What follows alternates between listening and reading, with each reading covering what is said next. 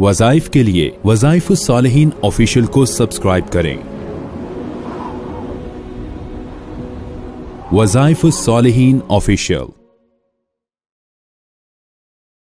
بسم اللہ الرحمن الرحیم۔ اللہ تبارک و تعالی نے انسان کو جہانوں میں منتقل کیا۔ پہلے ایک جہان تھا جسے عالم ارواح بولتے تھے، پھر عالم مادر بطن آ گیا، پھر عالم دنیا ہے، پھر اس کے بعد عالم قبر ہے۔ قبر کا عذاب ایسا ہے کہ حضرت عثمان غنی رضی اللہ تعالی عنہ جب قبرستان جاتے تو قبر کے پاس بیٹھ کر روتے تھے۔ کسی نے کہا کہ آپ قبرستان میں اتنا روتے کیوں ہیں اور اتنا آپ آبدیدہ کیوں ہو جاتے ہیں؟ تو آپ نے فرمایا کہ قبر کا عذاب جو ہے اسے یاد کر کے میں رو پڑتا ہوں، اس لیے کہ ہر نبی نے اپنی امت کو ڈرایا ہے۔ قبر کے عذاب کے متعلق جو ہے حضور اقدس صلی اللہ علیہ وآلہ وصحبہ وسلم نے بھی اپنی امت کو بتلایا ہے کہ 3 سوالات ہوں گے۔ اب میں قبر کو دیکھ کر روتا ہوں کہ یہ قبر جو ہے یہ مٹی کا ڈھیر نہیں ہے، یا جنت کے باغوں میں سے باغ ہے، یا دوزخ کے گڑھوں میں سے ایک گڑھا۔ آج آپ کو ایسا عمل